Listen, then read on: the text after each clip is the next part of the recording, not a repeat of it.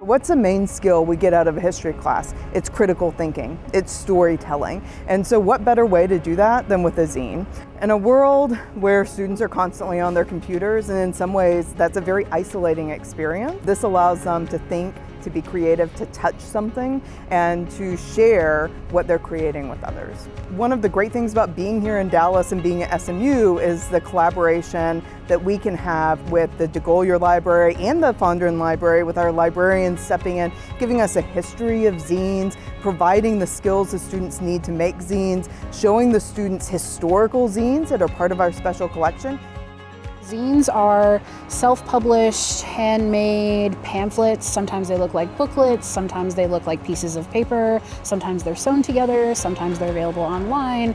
But zines are going to be handmade, created for content that isn't available through traditional publishing avenues. And there's also a lot of value in having students become an authority on a topic, where they are encouraged to really get an in-depth understanding about something that's personally important to them, and then they can put that pen to paper, or they can Xerox that photo, or they can, glue stick whatever into a booklet, right? And then they have something physical that they can represent that shows their knowledge, their expertise, and their commitment to creative activity. The other piece of this is our partnership with Pegasus Creative Reuse, which is a creative thrift store, crafting thrift store based in Oak Cliff. And so this is a real opportunity for us to bring in the community, for them to see what we're doing here at SMU.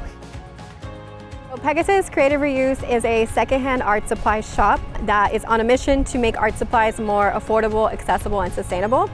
And part of that mission and how we're doing it is by operating on a pay-what-you-want model. What I really love about zines is that it promotes self-expression to its truest form. You really are able to see whatever topic that you're thinking about or publishing about through your perspective and get creative as much as you like.